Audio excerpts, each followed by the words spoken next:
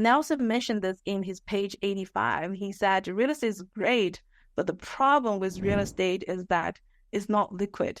It's pretty much a frozen asset. And I cannot agree with more. When the market is down, I see a lot of opportunities, but I also wish that I have readily accessible, liquid, available, cash available to capture those opportunities. But if I have all my money stuck in real estate deals, that means that it's very hard for me to liquidate my asset as well. Very hard for that as well. Today's topic is uncover blind spots for real estate investors. But I know everyone's situation is different and everyone's real estate investment journey is different. What I see is a blind spot may not be your blind spot, and I may not be able to uncover all the blind spots. So I had a little add-on for some blind spots. Knowledge is a key for real estate investing. We all know time, knowledge, and money are the three important parts for real estate. And it's very similar for the process called Becoming Your Own Banker as well. We have this picture of the book, Becoming Your Own Banker by R. Nelson Nash. For those who has not read about Nelson's book, you have a great opportunity. So as a real estate investor, this is your home as seen by you and as seen by your neighbor or your buyer. And this is your home seen by your lender. To its worst, this is your home seen by your appraiser. Maybe your lender sent the appraiser, or maybe your house insurance agent sent the appraiser, but this is your house view as your appraiser. However, your house is also viewed as this, seen by the municipality, property tax collectors, and all the fees and rules. It's not easy to be a real estate investor, especially for hard times like this. There is a saying that it's not about timing the market, it's about timing the market. It's tough to just stick on and carry on your real estate endeavors. And as a real estate investors, you probably understand delayed gratification. You understand that you have to save money first in order to get into the deals. And you also understand that you have to think long term, because anything that worthwhile take time. We cannot build Rome in one day. We cannot build a real estate portfolio in one day, and we cannot build wealth in one day. And as real estate investors, you value coaching, and you would like to be with like-minded people. And these are very similar with infinite banking concept. You know, Nelson Nash, he is the author, the discoverer, and our mentor for this concept. And he used to teach this concept for a 10-hour seminar. And this book, Becoming Your Own Banker, is just a text of his 10-hour seminar. And all the advisors here at Ascendant Financial, we are all authorized infinite banking practitioners by Nelson Nash Institute. We value Nelson's coaching. We value Nelson's book. And in fact, this book is a foundation of our coaching. And I understand this book may not be an easy read for some people. By now, you probably can notice that I have some accent as well. English is not my first language. So when I first read this book, it's tough.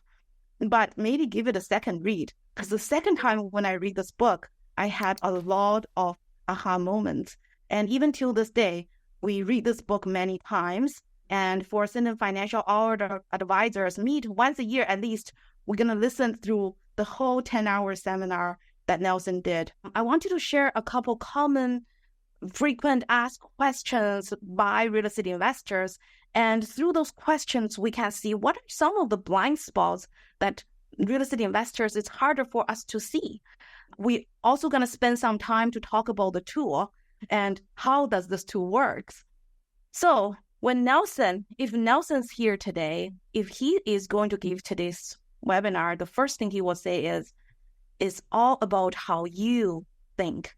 You know, many people believe that they're thinking, but when actually what they are doing is only rearranging their prejudice. And I'm not talking about anyone. I'm actually talking about myself, because my own prejudice, my own arrogance delayed myself in finding this concept for 10 years.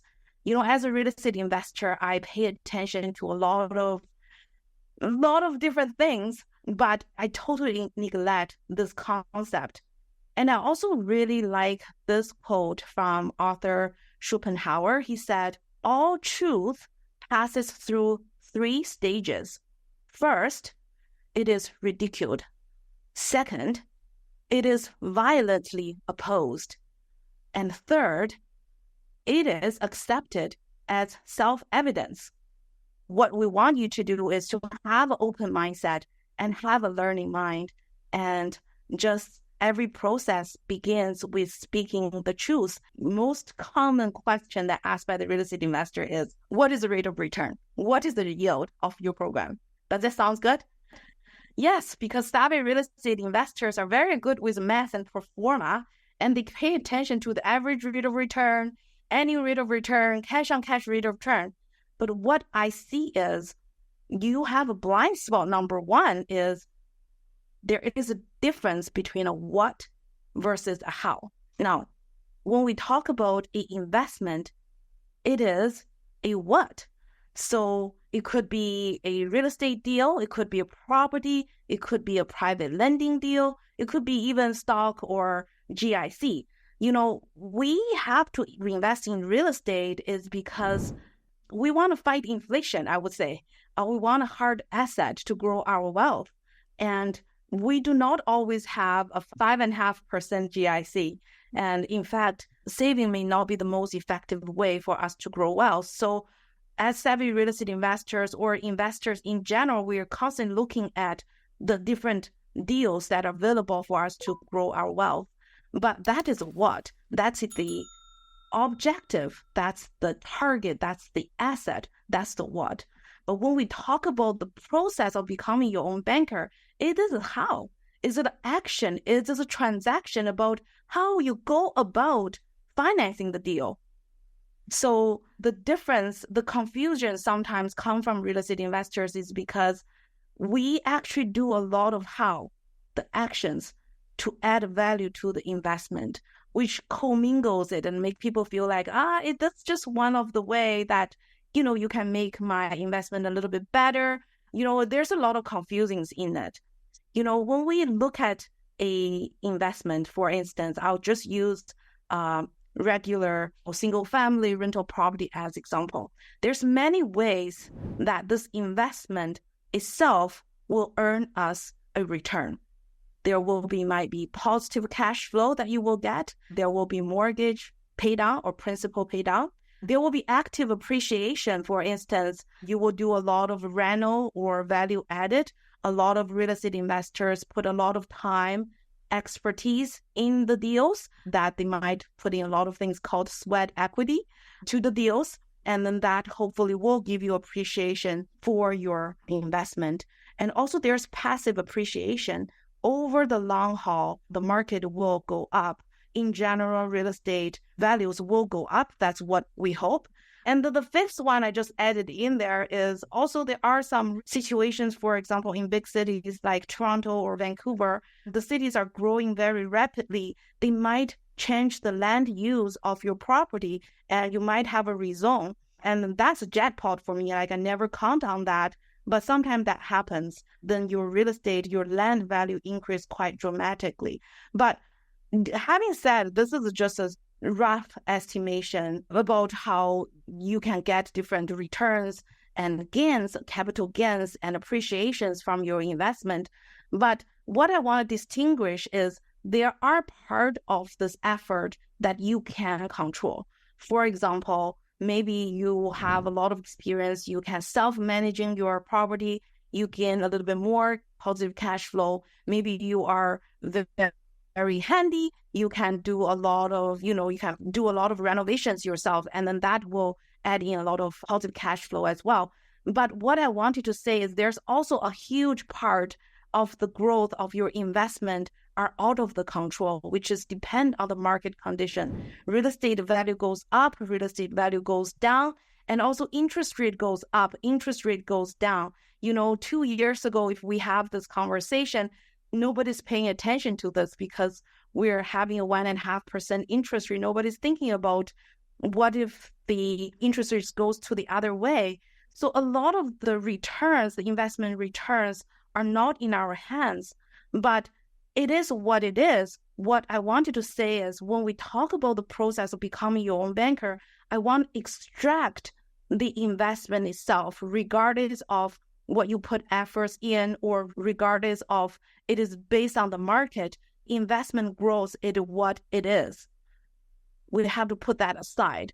If, let's say, this deal that you have this property for 5 years, maybe it grow by 20% a year, maybe it grow by 10% a year.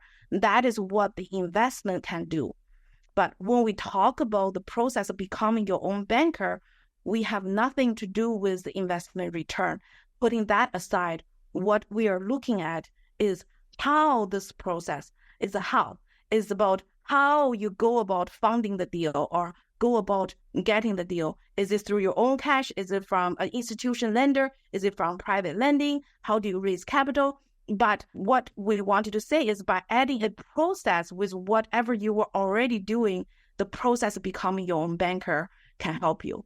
Well, it's almost like on a third dimension. You know, we always look at where do we allocate our money? Do we put our money in this deal or that deal? But becoming your own banker, the infinite banking concept is like a third dimension. It's about how you go about putting your money in that deal. And when Nelson teaches about this concept, which is one of my biggest aha moments, Nelson uses airplane as example.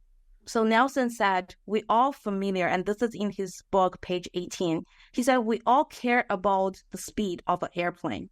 Is going for 100 miles per hour, or if everybody's chasing that, can I make this airplane go a little bit faster? Can I get a better rate of return on this investment that I already have? But nobody cared about is which environment your airplane is flying, which is in our case is which environment your finances are. And Nelson says nobody get a better rate of return without first controlling the banking function, which is the environment. So we also talk about there are a lot of headwinds. If you are having your airplane flying from A to B, from your departure to your destination for 100 miles per hour, and you have a headwind for 345 miles per hour, I don't think it's very easy for you to get to your destination. You're probably going to the other way. So what the process called becoming your own banker is to give you a tailwind so that, you know, even maybe you don't have to speed up your investment. You automatically can go so much faster to your destination. So Nelson says there's no way that a person can get a higher rate of return by ignoring the banking process, creating a perpetual tailwind to everything you do in the financial world by controlling the banking function. And that is what we are here talking about. This process is about controlling the banking function. And this is one of my biggest aha moments. The most talked about topic for real estate investors is about the interest rate. A lot of people are thinking the interest rate might be going down, the market will be catching up, will be getting better, which is great. This is not a blind spot. Everyone knows the problem when you borrow someone else's money. And Nelson says the golden rule is those who have the gold make the rules. So when we use leverage, borrow someone else's money, we have to follow their rules. There's no control for us in terms of what is the interest rate is. We're very reactive in that situation as real estate investors. And we also know that in real estate, there is a saying that you either run out of money or you will run out of money. We all know that funding the deals is a big deal. It's almost inevitable that we need to use other people's money to do real estate investment.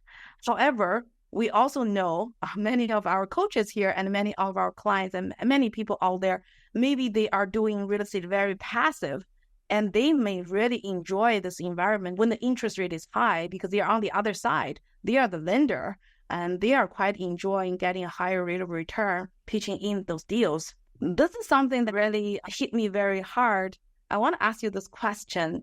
Let's say for a real estate investor, he run out of his own money, run out of his borrowing power. He needs to raise money for a multi-residential property. He needs to raise money. He has $500,000 left. He really needs to raise that fund. There's two choices. There's one person can give you all $500,000, or you're going to raise $50,000 for 10 people. Which way do you want to use? There's no right or wrong answers, because congratulations, you got your money. That's what I want to say. But yeah, actually, this is a real case. I have participated in a deal, and then there is option for this person who is a general partner.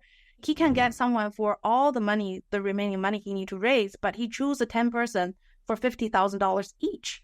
Because I think real estate investors see the problem of using other people's money, because he said, if this one person that gave me all $500,000, but one day he calls me, he said, hello, sorry, I need to use the money. I need to call my loan back. I want to get my money back. He said, I'm in a very desperate situation because I cannot raise $500,000 very easily. However, if I have 10 person who each gave me $50,000, if one person want to be out of the deal, it's much easier for me to replace that or find a solution for that. This is part of a blind spot or a bright spot that real estate investors, we know that there is a problem of using other people's money, but the blind spot that people do not see is there is also a problem when you are using your own money. So for those who are $50,000 or who are doing the private lending $500,000, I really want to ask you, where is your money coming from? If you're using your cash to do the deal, you have a great opportunity to learn about this concept, which can enhance what you are already doing.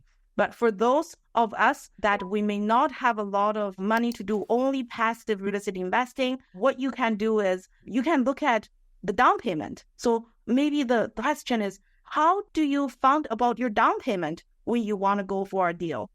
A lot of people save their money for down payment, and maybe there are people using your HELOC or using borrowed money for your down payment. Those are the two common areas when you put your skin in the game or use it to present your offer to the commercial banks.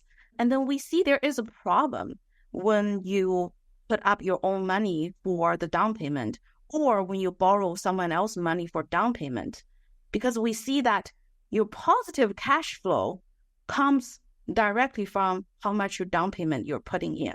I used to hear a mortgage broker, he had this great conversation. He said that, positive cash flow is a false proposition. He said, if you put large enough down payment, or if you put all your money in, you would always have a positive cash flow on your rental property. And I think that's right. And what we are facing here is your down payment percent versus the leverage. We all know that a lot of real estate investors, we want to put as little money as possible because we get the biggest leverage on the rate of return from your investment. But leverage is a double-edged sword. If you put too little down payment, you use other people's money for the down payment, you have less control. You have more influence by the interest rate. You have to pay more interest payment. But if you put too much down payment in this deal, you have less leverage, your money is more tied up. It's very hard for you to build a real estate empire. So this is a dilemma that I think real estate investors, you all know. There is a problem using other people's money. There's also a problem to use your own money. The question is there a better way? And that's what we are going to talk about today. Another common question that I get to be asked a lot by the real estate investor is, what is the minimum amount that I can put in? My money is tied up with deals. The other way of asking is that, does this need me to put a lot of money? I don't want to put my money there because my money is all tied up with deals.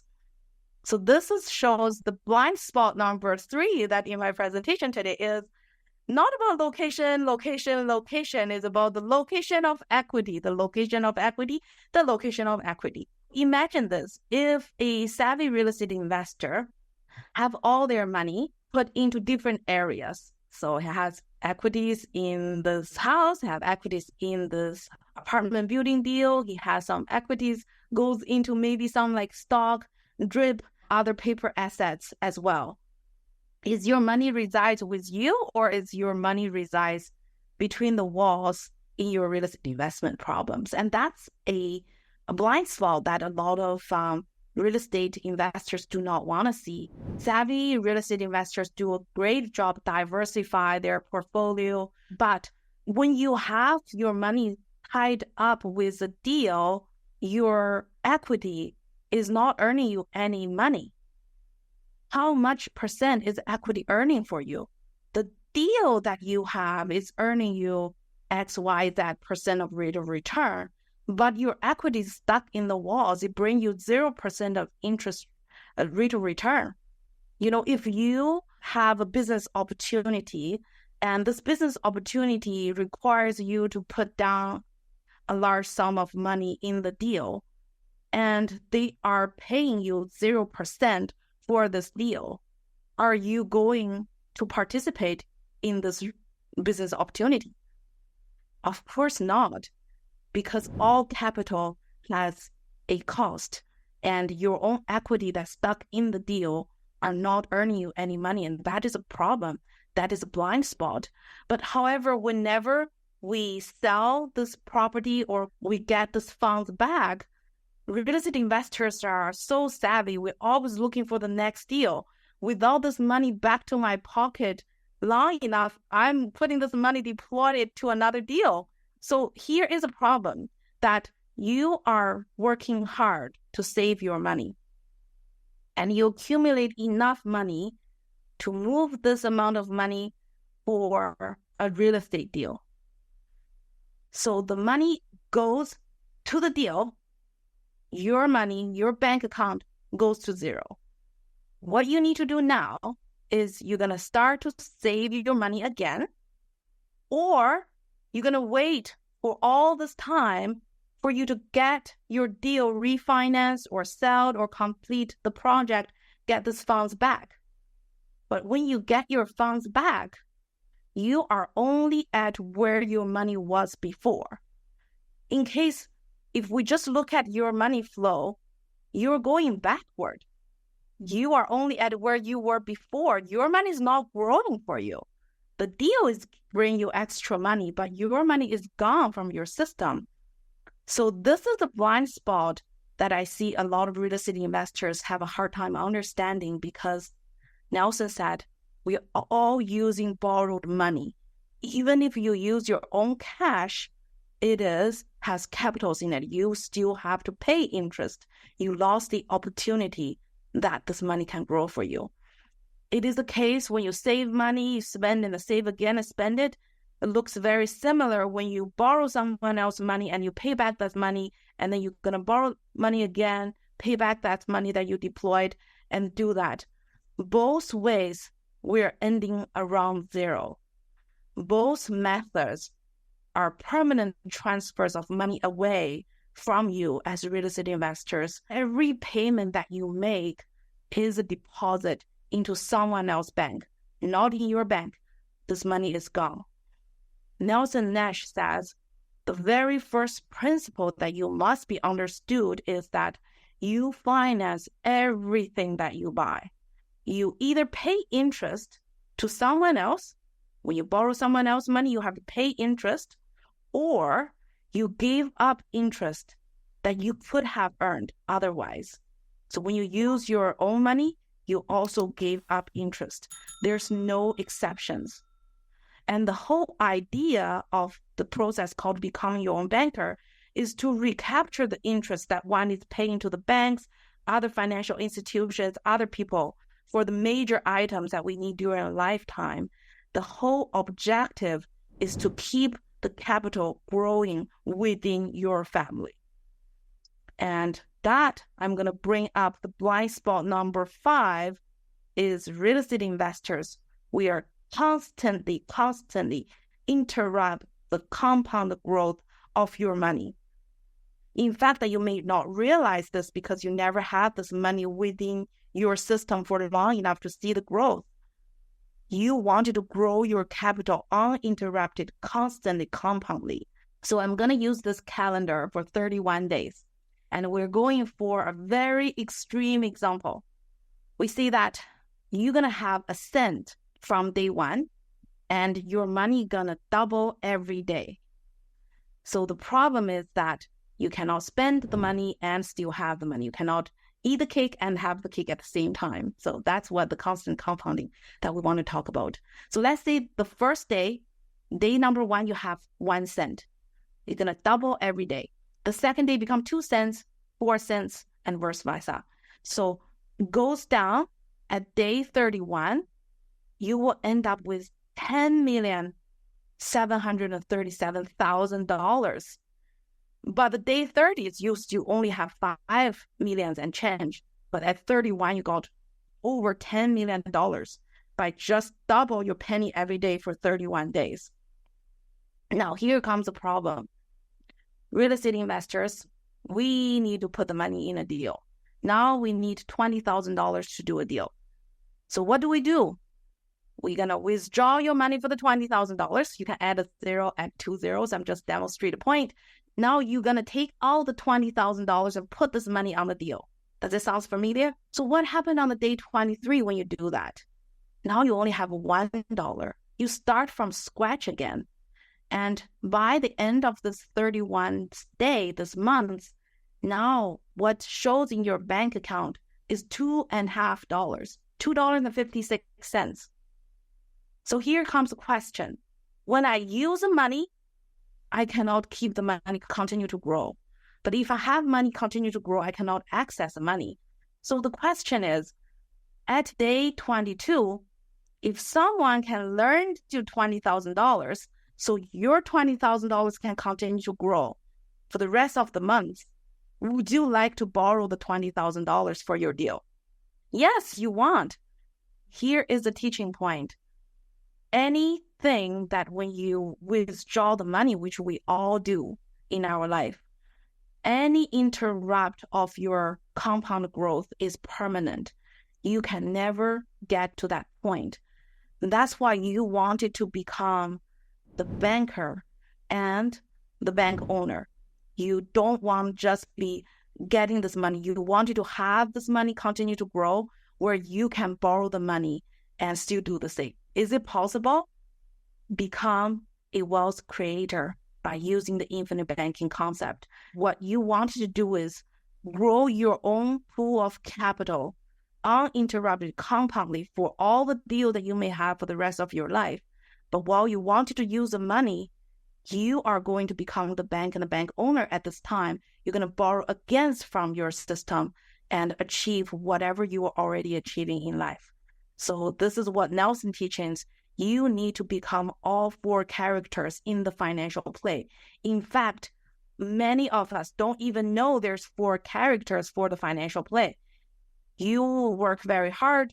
You put this money in someone else's bank. And remember, it's all borrowed money. Whatever type of real estate deals you're doing, you're borrowing your money. You are permanently interrupt the growth of your money because you're going to borrow this money out of it. But when you are number 3 and number 4, you become the banker and the bank owner. You secure that financial energy. You get to gain from this financial transaction. How can it be done?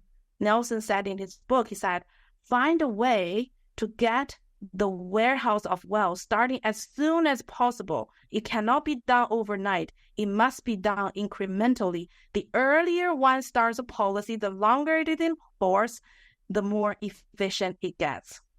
I want you to imagine if you have a huge pool of capital today, where do you want that money to be? What do you want to use that money for? I just want you to think about it. Let's assume that today you have a large amount of money coming in. I would assume you probably do not want to put that money sitting as cash. You probably do not want to put that money all into real estate. You probably don't want all the money to pay off all your debt because now your debt gets to zero and what happened to your money? So I want to think about that. you probably also wanted to put your money to work as well. So I want you to do this exercise. I want you to imagine a perfect investment, just a perfect investment that you put your money there. What are some of the attributes or the characteristics that you would love this perfect investment to have? You want your money to grow, and you also want to access your money. So let's look at some of the attributes of the perfect investment. That you need to have a high and constant rate of return. You want it to be safe. You want it to be liquid. You want it to have some guarantees in it. You also want to have some tax efficiencies on it and no market volatilities. You want it to maybe protect it. If the tenant sues you, you don't want all your money goes to the tenant, going to the lawsuit. And inflation protected, we also know that that's very important. And you want it to have control. And many of the real estate investors, we build our real estate portfolios for a bigger and better financial future. Some of us want to build this for our next generations. We want it to be transferable, right? We want it to be private and no hidden fees and all that. And think about any of the investment that you are currently doing. Simply identify which of the features that we mentioned here from the list that they do well on and which of the features that they fail to satisfy. And Nelson mentioned this in his page 85. He said, real estate is great, but the problem with real estate is that it's not liquid. It's pretty much a frozen asset. And I cannot agree with more. When the market is down, I see a lot of opportunities, but I also wish that I have readily accessible, liquid, available, cash available to capture those opportunities. But if I have all my money stuck in real estate deals, that means that it's very hard for me to liquidate my asset as well. Very hard for that as well. So that's fantastic. So does this perfect investment even exist? The answer is yes. It has been around for 176 years in Canada. What it is? Well, don't be shocked. I know I struggle with this. Remember the 3 stages? First is ridiculed. It is a participating, dividend-paying whole life insurance policy, hopefully with a mutually owned life insurance company. Now, what does whole life means?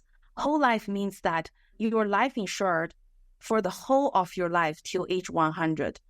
And by contractual guarantee that the total cash value of the policy must equal to the total death benefit by age 100.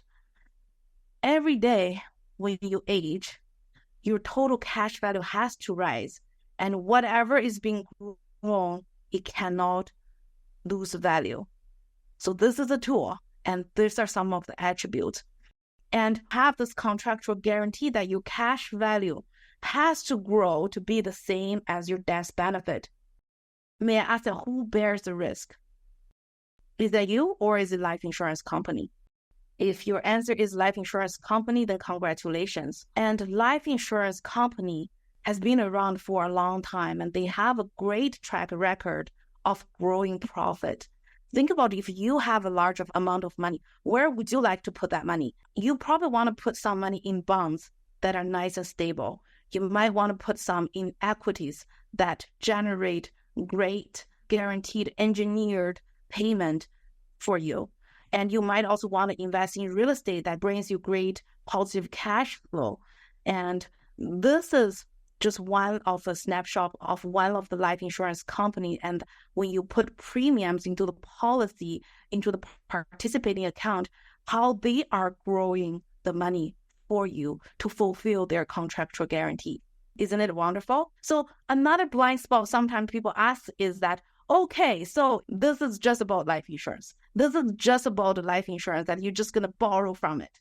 Well, actually, not really. It is a different kind of life insurance. It's not the traditional life insurance that you usually get. And this speaks as all our advisor here, as a trained infinite banking practitioner. At the beginning, I really struggle with this question, especially for some of the real estate investors. I already have whole life. What is this? Can I use what I have? Well, you need to have an open mind. So this is a life insurance, but the objective is different because We remember we talked about all the problems. If you don't understand the problem, then the solution will not matter to you. And the solution is not to solve for the death benefit for this policy. The solution is to become the entity for you to grow your own capital in it, become your own banking system. This is the objective of this tool that we wanted to have, is for you to have your excess of cash and then the compound growth of your cash until the end of time, hopefully age 100. So when you have a whole life insurance policy, it has to attach to an insurable body called life insured, and it will give you a death benefit. Usually when we look at a life insurance product, we're looking for the protection. So we say, okay, this is my mortgage. This is how much death benefit I need. Tell me how much I need to pay. That's usually what people view as a life insurance policy. And who decide that premium? Is the life insurance company going to say, oh, what kind of, depends on the product. They're going to find that for you. But when we talk about the tool for practice becoming your own banker, we're looking at for this policy, what is the maximum amount of money that we can put it in? Because this is where we are storing our capital. And when something is so good, usually the maximum is set up by, not by us, it's by the government. They have the rules on how much you can put into a particular policy. And what we wanted is to put the maximum amount of money and the minimum amount of death benefit. That's like in a nutshell how you design this policy. Again, if you have further questions, book a call and have an expanded conversation. And why this tool works? Well, it's kind of like real estate. If you think about if you own a property, no matter it's a rental property or your private residence, you're going to put mortgage into this property. And when you put mortgage, pay mortgage every month diligently, hopefully you're going to build up equity. And with equity that you have in this property, what you could do is you can collateralize this equity with someone else's bank. You could probably get something called a home equity line of credit or HELOC. You can access money from it. A lot of people probably are using this as real estate investors to use money. So it's very similar with that. If you have a whole life insurance contract that is guaranteed to pay out of a death benefit by age 100, well, hopefully you live a long life, but if you say I pass away by age 90, the death benefit is guaranteed to pay it out. So you're going to pay premiums into this policy. And there is something that I just mentioned, a cash value going to grow within the policy. So here's your death benefit, and you will have a cash value. Cash value has to grow every single day to be the same as death benefit by age 100. This is the contractual guarantee. So your cash value is kind of like equity within your policy, because life insurance company has to have that cash value available, because they can't be saying that if this person passed away this day, I have to come up with all this money out.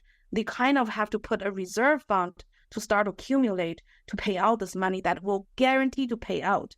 So this cash value is always growing. Remember the key that it has to be the same as death benefit. So when we design this policy, your death benefit is going to continue to grow. If you have a moving target and you have to reach the moving target by age 100, that's how we can achieve this compound growth of this green dotted line that's going to grow until the rest of your time.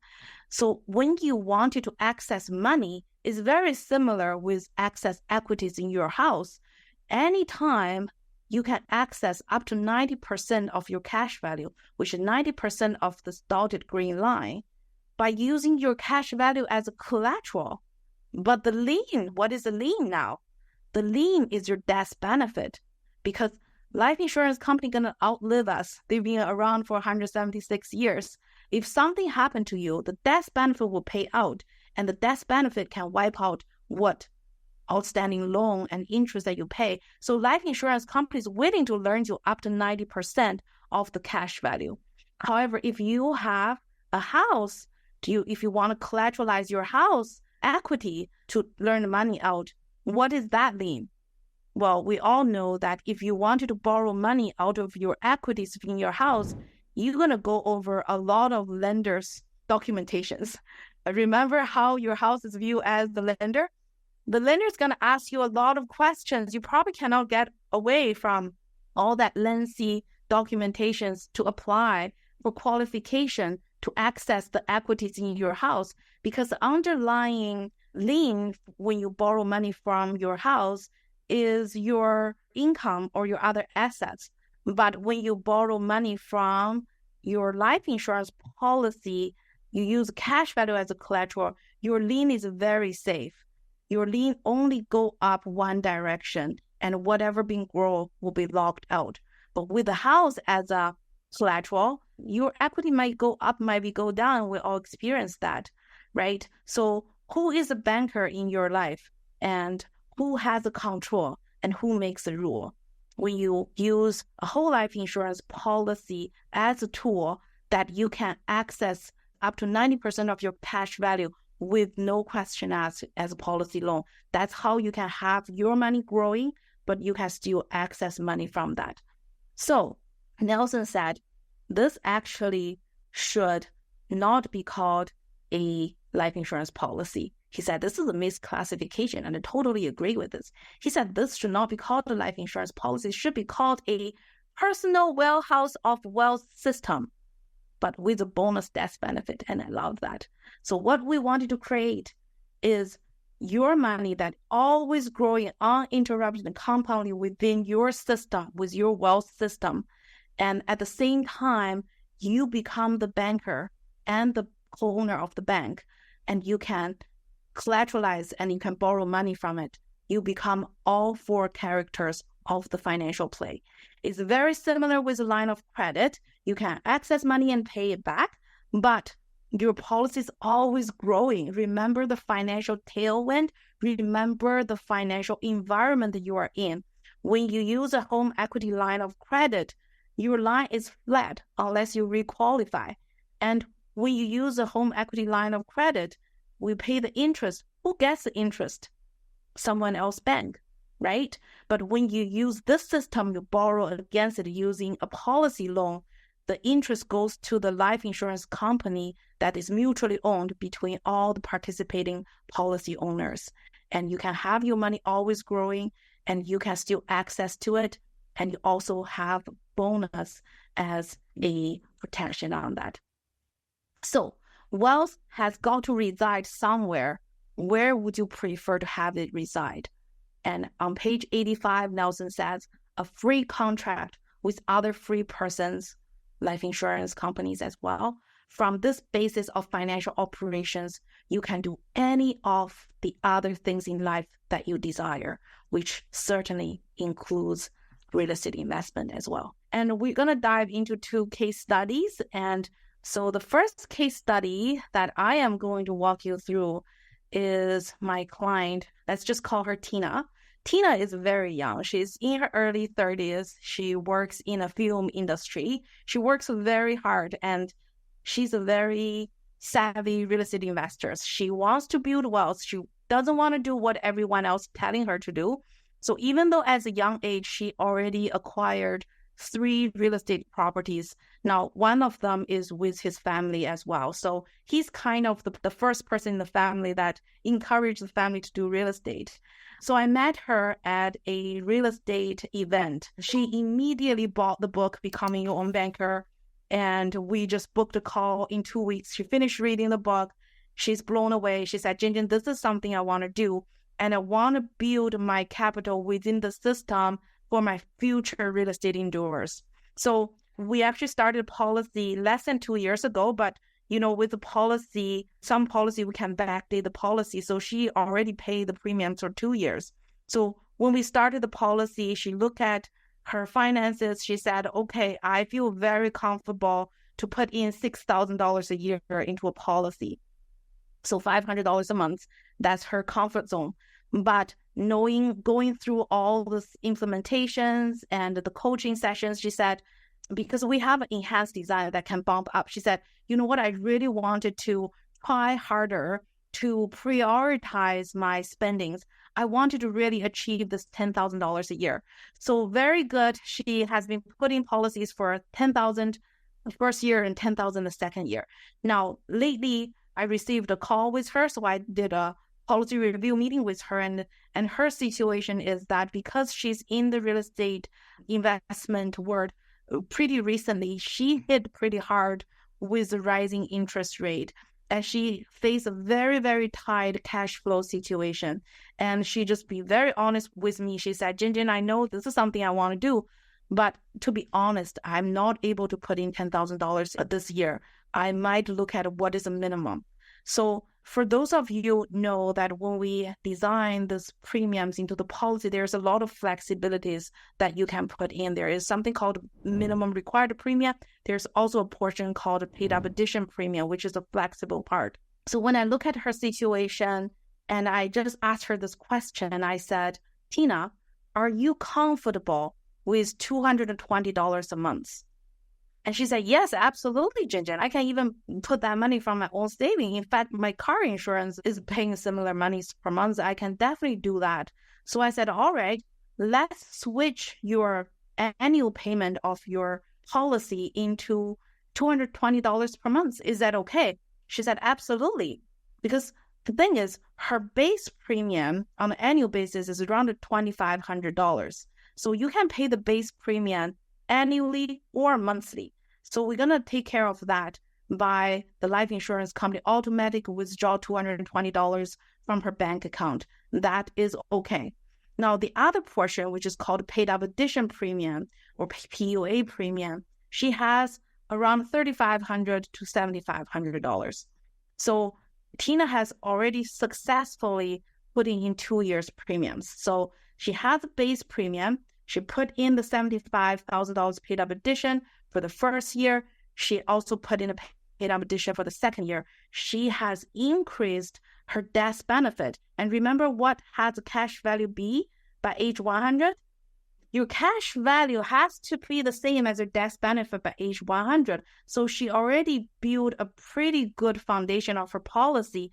Now, what she only need the base premium is $2,500. What we need to find is see if we can find additional money that can fund her paid up addition. So the question that I asked Tina to have this exercise is, I said, can you think about the recurring expenses that happens every year? No matter on you personally or you're related with your real estate. So Tina said, yes, I have 3 properties. So I'm paying property tax more than $7,500 a year for all 3 properties. And I also have house insurance, which is going up as well. So approximately with my house insurance, my auto insurance, that would be more than $1,700 a year as well. And besides that, the list that goes on, I have property management fees and maintenance fees. I also have contingencies. I said, great, Tina. Now let me show you how even with $220 a month minimum premium, you can still build a bigger and better financial future by maxing out $10,000 a year. So let's use annual property tax expenses as example. So normally what Tina does is she's going to saving money from all 3 properties, save this money to be $7,500. And then what she's going to do, she's going to flow this money to the commercial bank. Money's gone, paid off for the property tax. And what she will do the next year is that she's going to save again for different properties, of course, throughout the year for another $7,500 and then throw it to the commercial banks to pay it out. And time goes on, she always end up with zero line just for the property expenses. Does that make sense so far? So what I suggest is that, Tina, let's redirect the $7,500 that flows away from you every year just by paying property tax. Let's use that $7,500 to put in as your 3rd year paid up addition premium. So what this does is it buys you a block of permanent death benefit, which is the guaranteed money to your family. If you live a long life, your cash value will grow to be the death benefit by age 100. But if something happened to you early, prematurely, your family is protected by this additional block of guaranteed death benefit growth in your policy. So she said, okay, so if we put $7,500 into the 3rd year premium, immediately she can draw out a policy loan. She can use that money to pay for her property tax, all three property tax for this year. And the next year, when she starts to save this property tax money again from her positive cash flow from all her rental properties, instead of saving that money in a commercial bank, she's going to save that money back to her policy in the form of policy loan repayment. When she pay off this policy loan, can she now draw $7,500 for the next year to pay for the property tax? Problem solved.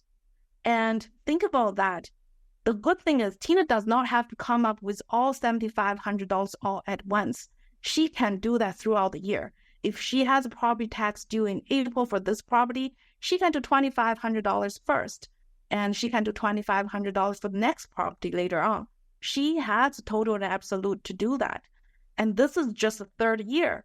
The fourth years come along, Tina can pick up another recurring expenses that happens every year, that the property insurance or auto insurance that she started to build up in someone else's bank, and she's going to throw away that money to someone else's bank again. Those money just never flow through her hand.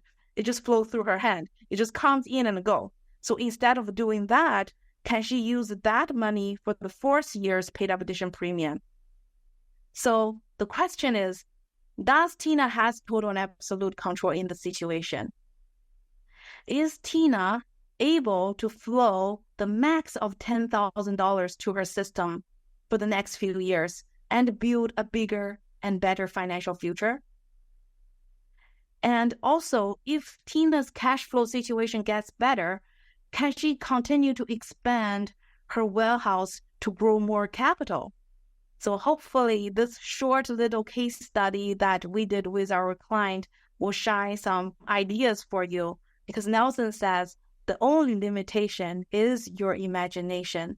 So even for someone who has a very tight budget, even with a commitment of only a little bit over $200 a month, you can still do this. So when I'm talking about a personal real estate investor with a tight budget, I also want to invite my teammate, Henry, to walk us through with a real estate corporation case as well.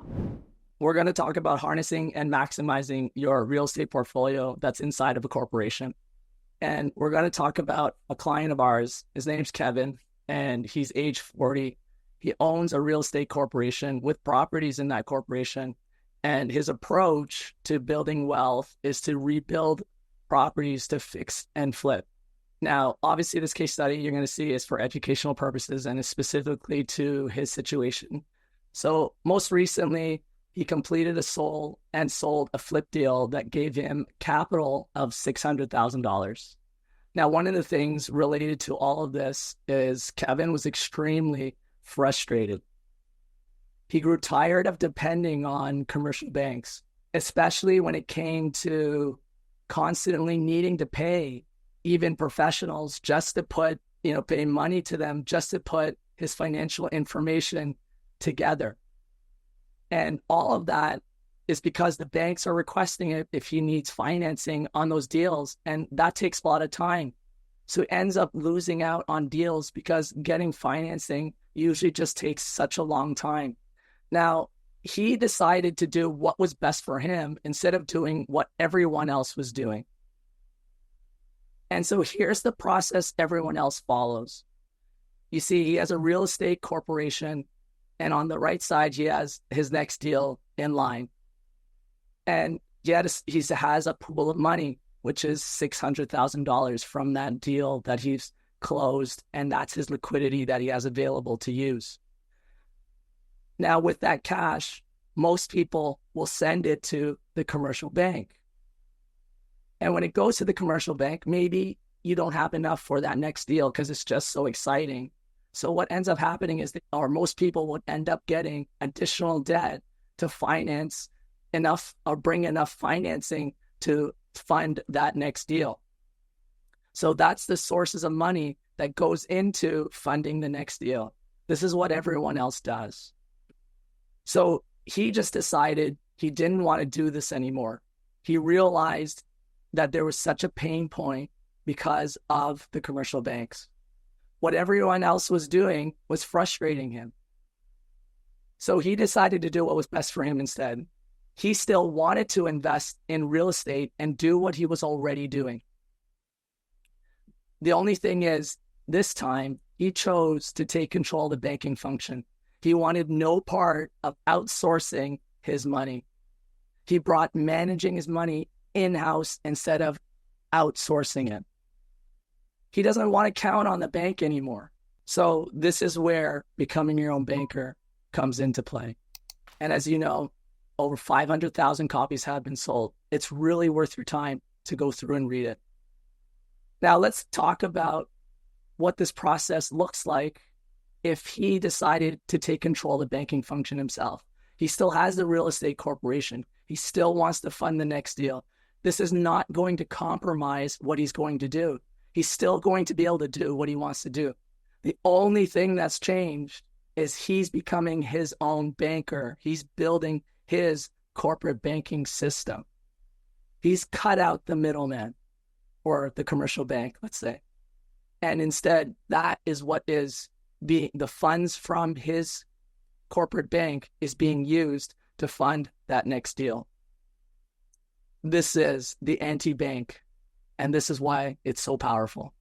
So what did Kevin's anti-banking plan look like? First, the $600,000 in proceeds that he got, he decided to put the $100,000 per year for 6 years. So he's melting that $100,000 over 6 years into his system. And by putting that $100,000 into his corporate banking system, instead of residing it in the commercial bank, let's talk about the comparison between where he is residing his money. He has 2 choices now, and let's show that choice. Where do I want to have my annual $100,000 residing? Well, in the commercial bank, on the right side, you see here, daily increase or interest earned, Mr. Commercial Bank. I'm sure all of you know or can experience, it's probably not as much as what you can count on your hand. It's quite low, basically zero. Whereas the same $100,000 that is residing in his own corporate banking system is increasing on a daily basis at $32.84. That's his quote unquote interest earned. Now, if he uses the money, which is what most people are used to seeing, if I go to the commercial bank and I withdraw the money that I'm using, how much do you have to pay on that interest? Most of you will be thinking, yeah, I don't have to pay interest on using cash. It's zero. So the net change in capital is $0. Well, what does that look like in his corporate bank? When he's put in the $100,000 in the first year, he can access, while his funds is growing on a daily basis, continuing at $32.84, he's getting charged $14.39. So the boogie interest that you have to pay to use on in terms of the money is $14.30, which is less than the $32.84 that he's earning. His net change in capital is $18.45, and not even changing anything other than relocating his next year's deposit of $100,000. That daily increase has gone from $32.84 to $42.68. And if he borrows the same amount of money for using it, it's $14.39. If we do some really simple math, that's approximately now $28. And what's the difference between the commercial bank is the commercial bank offering him the same thing for depositing his $100,000. No, it can't even compete. Now let's even look at this standpoint. By funding his deposits into his family, his corporate banking system, the dividend in that first year is $4,413. I'm not sure if there's any commercial bank when you send them your deposit is paying you a dividend. So that's why it's $0. And by virtue of setting up your own corporate banking system, there's a death benefit of 2.389, well, for him, million. And when you deposit money and you've withdrawn the money in the commercial bank, there's $0. So we're not even talking about what's my rate of return or my investment. We're talking about the choice that you now have available to place your money in your own family banking system. So here's the immediate tax benefit for him. First of all, for those of you that don't know, if you have excess cash that is sitting in your corporation and you put it towards investments like a bond or interest or GIC, the CRA has set up rules that taxes passive income at 50%. So if that's the case, when Kevin decides to put his money with the commercial bank in a product like a GIC, his money that he's going to get on that interest is going to be taxed at 50%. Let's take a little bit of a difference when he puts it in his corporate banking system. Well, this daily increase that you see is not taxable. It's growing on a daily basis that you have free access to use, and it's not taxable. Well, what about at death? Well, without his corporate bank, the government is ready to pounce on taxing his gains that he's built his wealth inside of his corporation, including his portfolio and what he paid for it and what the fair market value is. The government's just salivating, waiting for their payday. They're very, very patient. Now, what's the difference if you had money located in this corporate banking system? Well, that death benefit is also not taxable. Now, after 6 years of putting capital in his banking system, it's strong, it's powerful. And most of the concerns that people have is like, well, I have to fund premiums forever. Well, you can see, especially from what Jinjin talked about today, you have a lot of choice and options. If you decide to stick to the minimum and take advantage of the minimum, then your banking system is going to give you the minimum. Whereas if you take the maximum, you're going to open up much more choices for yourself in the future. And in this case, Kevin decides to do it and take the advantage of it. And so his banking system is strong. And what happens when his banking system is strong? Let's take a look at after he's put in $600,000, and let's compare if he decides to put no money in versus he continues finding a way to put his maximum that he puts in, $100,000. And that's going to be in year 7, which you can see at the bottom. So by putting nothing in anymore after 600,000, his cash value still goes up $34,000. Now, let's take a look at this difference over here. By putting in the $100,000 in his capital, he gets an additional increase of that $33,000. So ultimately, when he's putting more money in, he's getting more access to it. He's not losing any of his options.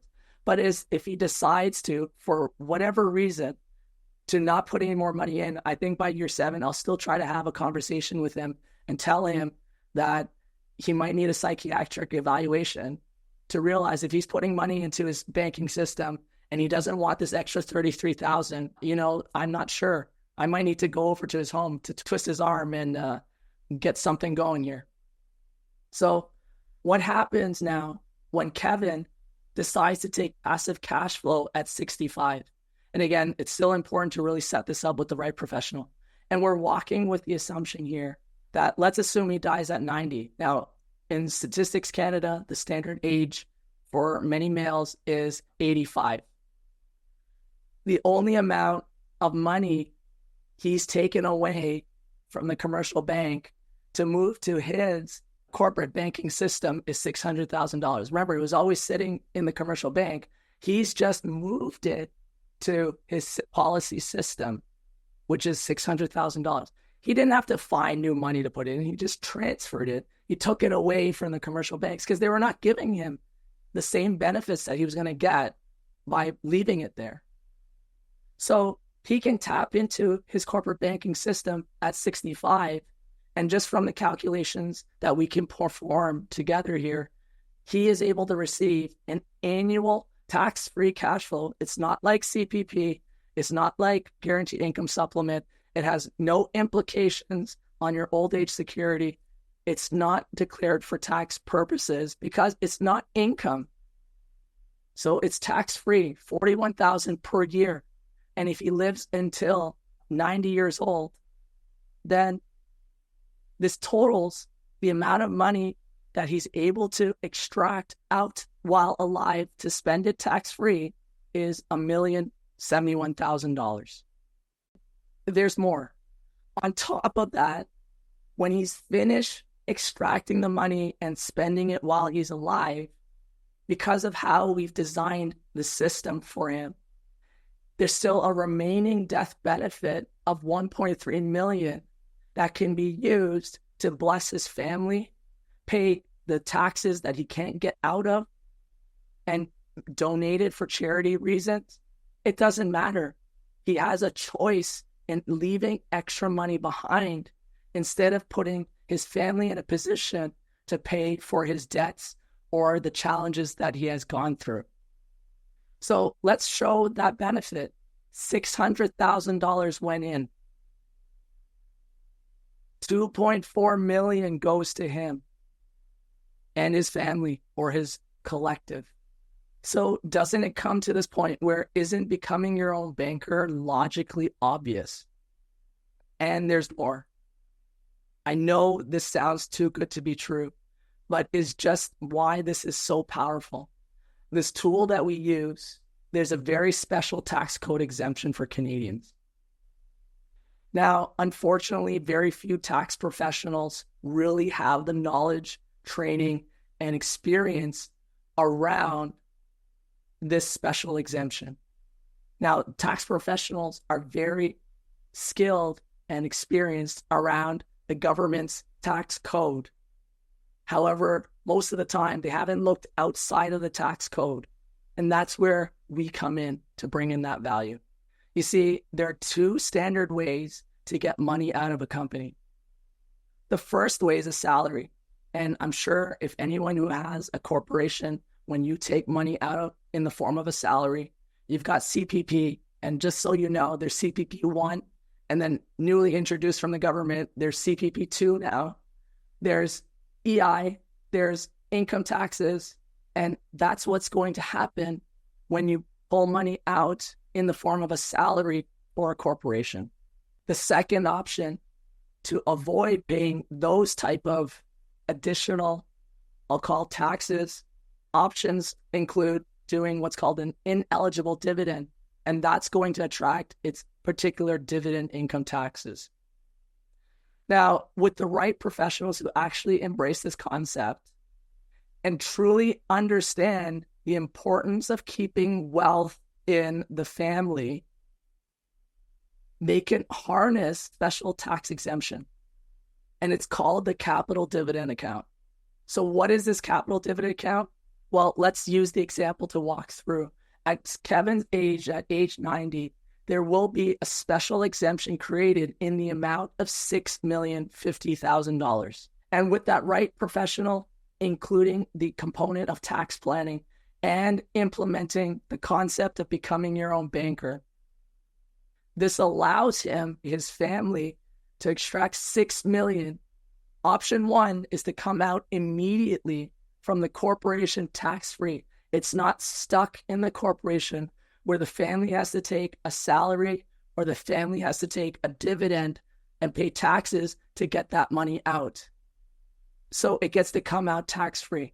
I mean, alternatively, another choice can be made where his family, his children, his grandchildren, his shareholders, if they're structured properly from a tax standpoint, they can decide maybe to draw an even amount of money to come out, like $500,000 for 12 years. How many of you would love to set up for your family something like $500,000 to come out tax-free every year? So wouldn't you want to have $500,000 of tax-free money to spend personally, not even corporately? So when you build and fund your corporate banking system properly for the long term, you can kick the banks out of your lives. If you're focused on instant gratification, this process isn't for you. If you want to be able to tap into all of your money today, this process isn't for you. The reason why you want to do this today is because you know in the future, and what I've just shared with you is so vitally strong to building the legacy for your family. This is why it's so important. So you have to want better financial control for you and your family now and into the future. You have to believe you deserve to be in a better financial position. I mean, if you don't, someone else is going to take control of your hard-earned money for you. For a lot of you, you've probably realized this now when you've seen randomly the government decides to introduce new bills and laws that you've never even voted for just to introduce and take more money away from you. Or when the Bank of Canada decides to increase interest rates or keep it simple and not increase it at all like they did yesterday, you're at the whims of their control. Someone else is controlling all of the way that your money is leaving you. And this is why you want to make sure you take the next step to become your own banker. So what I wanted to say is, successful real estate investors all have a great coach. And please don't try to do this alone. Household and business owners who do this right all have a good coach like Henry and the rest of our team. I recommend to getting a coach. And when you choose who you are going to work with, here are some things to think about. Number one, you've got to be careful about the life carrier to put your policies with and ensure that your policies are designed properly. Next, most people who are selling you life insurance do not have expertise in this area, so make sure that you work with somebody who specializes in becoming your own banker. And we strongly recommend you to choose someone who's authorized investment banking practitioner with the Nelson Nash Institute. Now, the question is, what is the cost of doing nothing? What is the cost of just one more year of all your money leaving your family or business permanently? What's the cost of giving up all the interest that your money could have earned otherwise? So schedule your call with us. And if this process looks awesome, but how will I know if this works for me? If this is one of your questions, I would encourage you to schedule your discovery call. And with our coaches, you are going to get lifelong mentoring. We have quarterly group client coaching sessions. We have a lot of resources, like I mentioned. We have the podcast, we have the book, we have the YouTube channel, and we also have a unique client education portal that is on your fingertips 24/7 once you become a client. And don't take the words from us. We have 926 Google reviews. And if all this process did was keep more money, keep more capital in your family or your real estate business, would it be worth it? If create a peaceful, stress-free financial life, would it be worth it? If Nelson is here, he will say, the infinite banking concept must become a way of life. You must use it or lose it.